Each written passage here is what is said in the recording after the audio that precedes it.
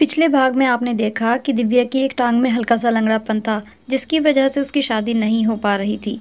फिर एक दिन एक जगह पर उसकी शादी इस शर्त पर हो गई कि उसके पिता हर महीने लड़के को खर्च दिया करेंगे। दिव्या का पति विक्रम हर महीने उसके पिता से लाखों रुपए मांग लेता। उसके माता पिता औसत दर्जे के थे, लेकिन वह खुद बहुत अमीर थी। करोड़ों की जायदाद उसके नाम थी। वह इंसान जिसे वह पिता बुलाती है, वह उसके असली पिता का ड्राइवर था।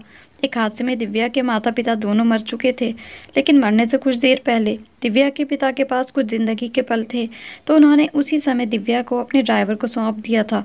तब से लेकर अब तक इसी ड्राइवर ने ही सगे पिता की तरह प्यार देकर दिव्या को पाला था। एक दिन विक्रम ने ही दिव्या को आकर बताया कि उसके पिता की मौत हो चुकी है।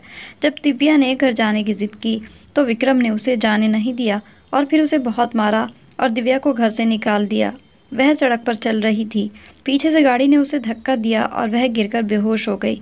जब उसे होश आया तो अपनी हालत देखकर उसका कलेजा फट गया, क्योंकि उसके पूरे जिस्म पर। अब आगे भाग 2। लगभग 2 साल हो गए और इसी तरह विक्रम उसे बहुत ज़्यादा पैसे ले चुका था। दिव्या ने अपनी जायदाद तक बेच दी, सिर्फ उसे पैसा देने की खातिर। वह बहुत खुश रहता, कोई कामकाज भी नहीं करता था।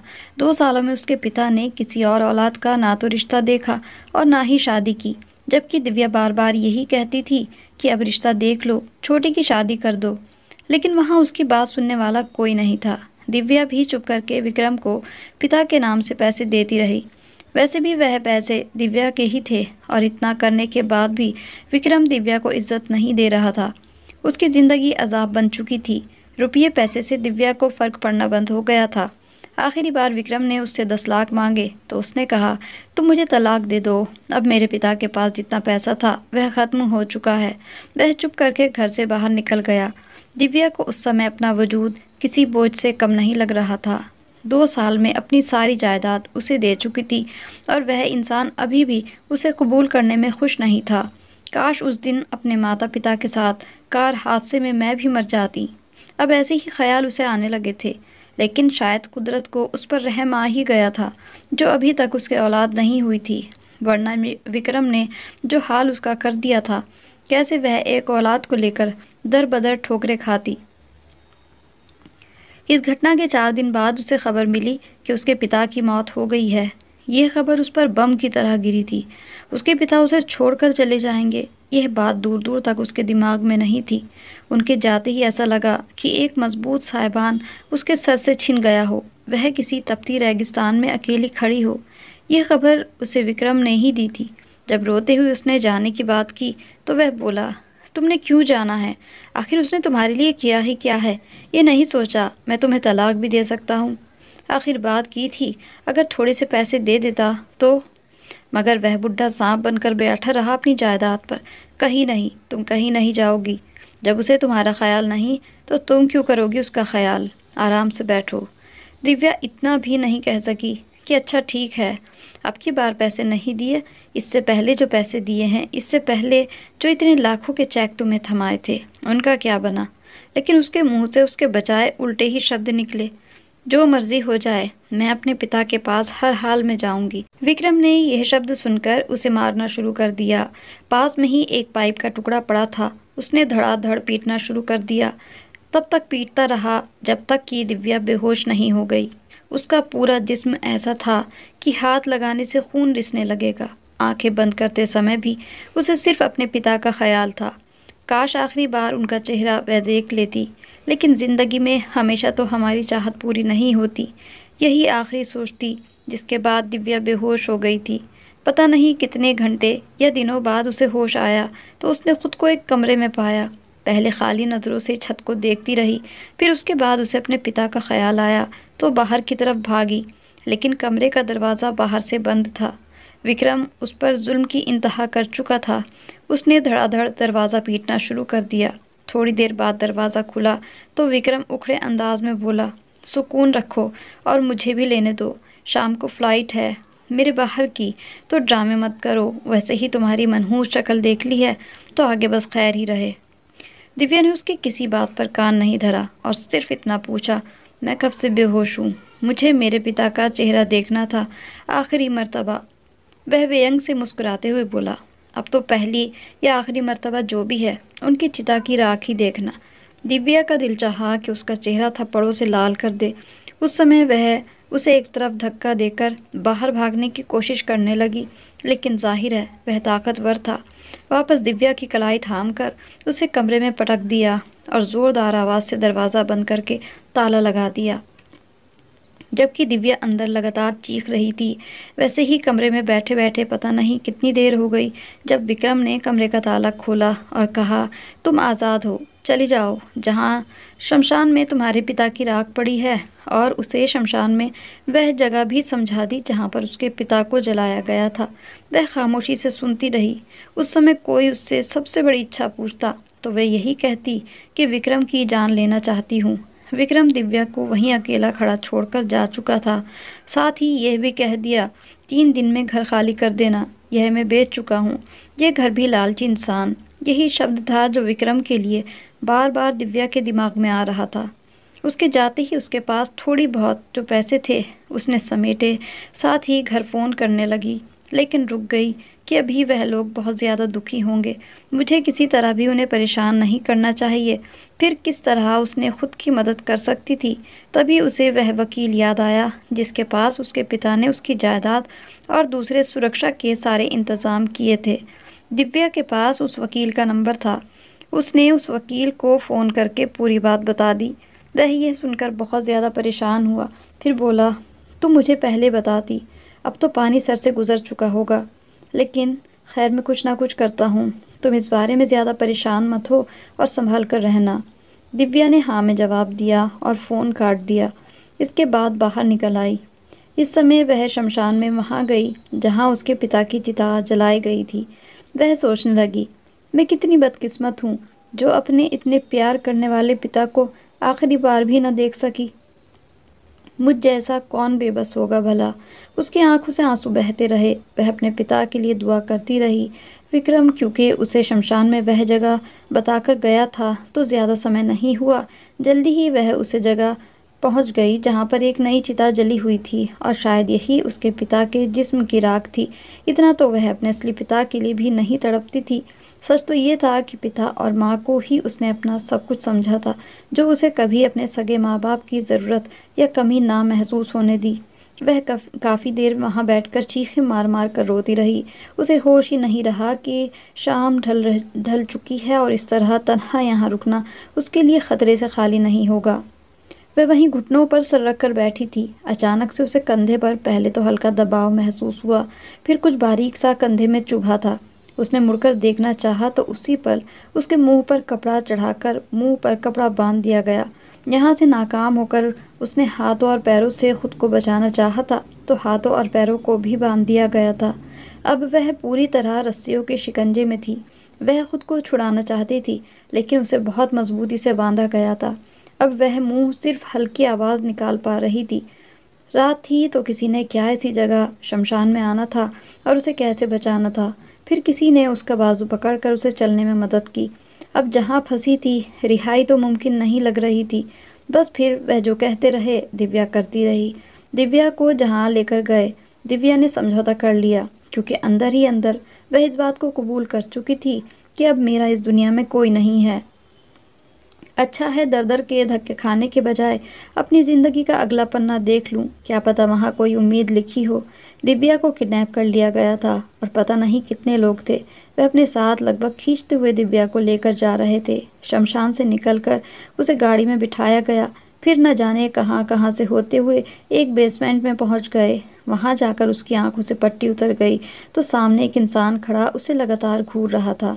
दिव्या ने चिल्लाकर पूछा, कौन हो तुम? उसने बड़े ठंडे लहजे में कहा, तुमने विक्रम के साथ ऐसा क्यों किया?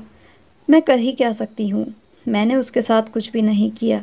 जो किया है उसने खुद किया है और मेरे हाथ पैर खोलो, जाने दो मुझे यहाँ से। मैं तुम्हें नहीं जानती, तुम कौन हो? वह अब भी बड़ा ठंडे लहजे में बात कर रहा था। दिव्या बात के जवाब में फिर वही बोला कि तुमने विक्रम के साथ ऐसा क्यों किया? इस पर दिव्या चिल्लाकर बोली, काश उसे मार देती तो आज तुम यह सवाल पूछने के काबिल तो ना होते। जाने दो मुझे, वरना मुझसे बुरा कोई नहीं होगा। वह एक कदम आगे बढ़ा और एक नंबर मिलाकर उसके सामने करते हुए कहा, ये उसी वकील का नंबर है, उससे कहो कि विक्रम को जाने दे, वरना अच्छा नहीं होगा, समझ रही हो? दिव्या समझ गई थी, ज़रूर उसके वकील ने विक्रम को बाहर जाने से पहले ही रोक लिया होगा, तभी वह आदमी उस पर बार बार विक्रम को छुड़वाने का जोर डाल रहा था। दिव्या ने भी सोच लिया कि जो हो जाए, उस इंसान ने मेरी ज़िंदगी बर्बाद कर दी थी, मैं भी उसे सुकून का सांस नहीं लेने दूंगी। दिव्या ने उस आदमी के मुंह पर थूक दिया, जिसे शायद उसे अपना जवाब मिल चुका था।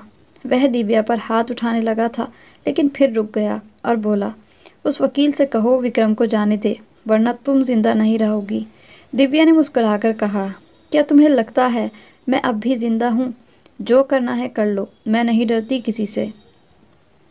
इसके बाद वह उठा और बेसमेंट से बाहर चला गया। 3-4 सेकंड के बाद वह वापस आया तो उसके साथ एक लड़की भी थी। दिव्या नहीं समझ पा रही थी दोनों का विक्रम के साथ क्या रिश्ता है, क्योंकि उस दिन से पहले दिव्या ने कभी उन दोनों को नहीं देखा था।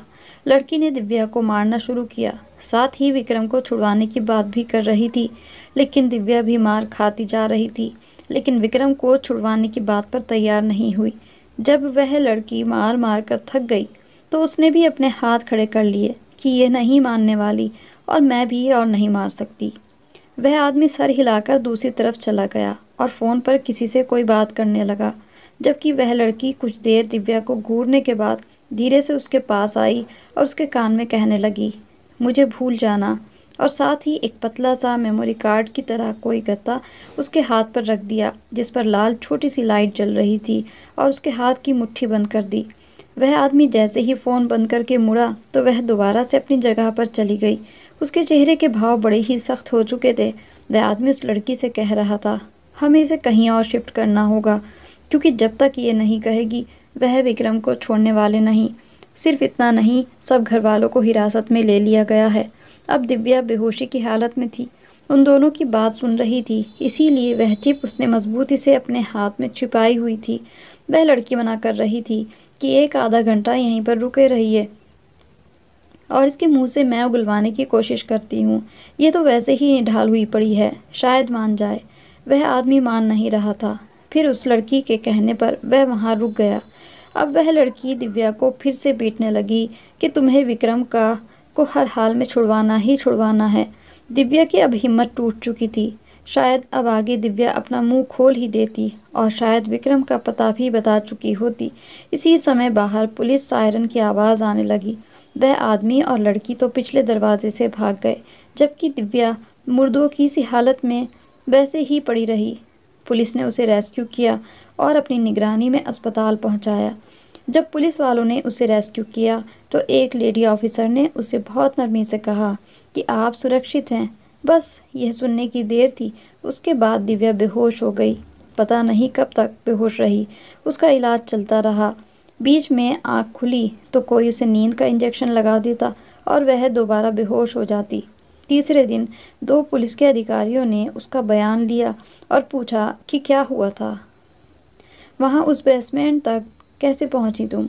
तो दिव्या ने उन्हें पूरी बात बता दी। सिर्फ इतना ही नहीं, विक्रम ने उसके साथ पहले जो भी कुछ किया था वह भी सब कुछ बता दिया था।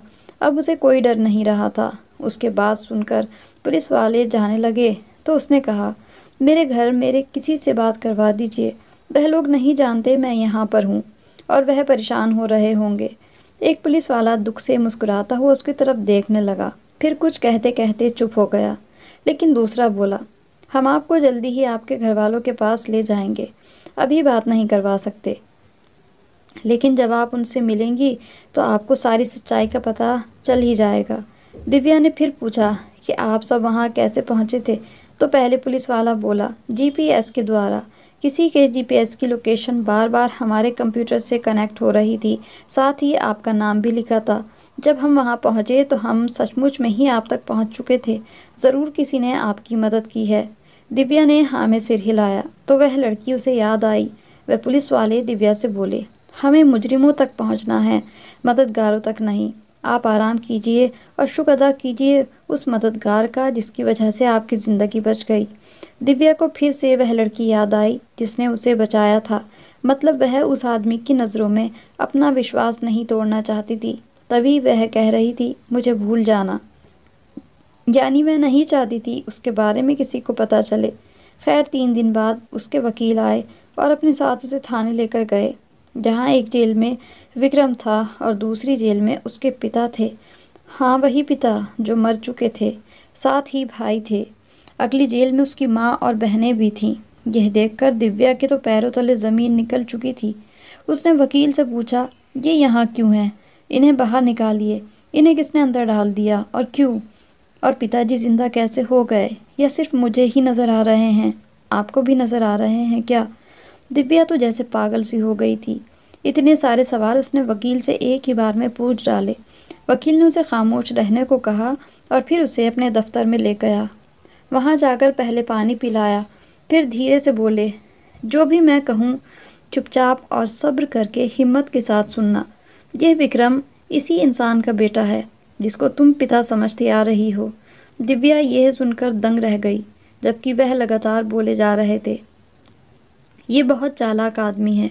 इसी ने जानबूझकर तुम्हारे माता पिता का एक्सीडेंट किया था, क्योंकि जिस दिन उनका एक्सीडेंट हुआ था तुम्हारे पिता के पास सारी जायदाद के कागज़ थे जो मेरे पास से ही वापस जा रहे थे। इसने सोचा उन्हें मारकर वह कागज़ हथिया लेगा, लेकिन तुम्हारे पिता पहले ही पक्का काम कर चुके थे। वह दौलत तुम्हारे नाम कर दी गई थी, फिर तुम भी बच गई, तो इसने तुम्हें बेटी बनाया और अपना बेटा रिश्तेदारों को दे दिया, क्योंकि वह तय कर चुका था बड़े होकर तुम्हारी शादी इससे करवा देगा और दौलत इसकी हो जाएगी। यही वजह थी कि तुम्हारे साथ बहुत अच्छा रहा, लेकिन शादी के बाद भी दौलत तुमने उनके नाम नहीं की, क्योंकि मैं इन्हें पहले ही डरा चुका था। तुम्हारे रक्षक तुम पर निगाह रखे हुए हैं, इसी वजह से इन्होंने कोई हरकत नहीं की और बेटे के द्वारा तुमसे तलाक की धमकी लगाकर पैसे लेते रहे। तुम भी जायदाद बेच बेच कर देती रहीं। जब सब कुछ ख़त्म हो गया तो ये पूरा परिवार बाहर भाग रहा था, पर तुमने मुझे बताया तो हमने इन्हें पकड़ लिया। इसके एक आदमी ने तुम्हें किडनैप किया और तुम्हें विक्रम को छोड़ने के लिए मजबूर किया था। वह परिवार जो विक्रम का था वह भी किराए के लोग थे और तुम्हारे इस नकली पिता और शमशान में वह चिता, वह सब कुछ झूठ था, ताकि यह बड़े आराम से तुम्हारी आंखों में धूल झोंक कर बाहर जा सके। सब लोग। सिर्फ इतना नहीं, तुम्हारा रिश्ता भी हर जगह से तुम्हारे इसी पिता ने ख़त्म किया था। असल में तो इसे तुम्हारी शादी अपने बेटे से ही करनी थी। सारी बात सुनकर दिव्या जहाँ की तहाँ खड़ी रह गई थी, मगर जो होना था हो गया था। दिव्या ने उनके खिलाफ केस दायर किया और अपनी दौलत की एक एक पाई वसूल की, जिसके बाद अब वह लोग जेल में हैं। दिव्या ने अपना बिजनेस शुरू किया और अपना बिजनेस खुद संभाल रही है। तो कहानी अच्छी लगी हो तो इसको लाइक और शेयर ज़रूर कीजिएगा, और मेरे चैनल पर नए हैं तो सब्सक्राइब करना भी ना भूलें। ऐसी ही मोरल स्टोरीज़ और पारिवारिक कहानियों के साथ फिर मिलेंगे। तब तक के लिए goodbye and thanks for watching.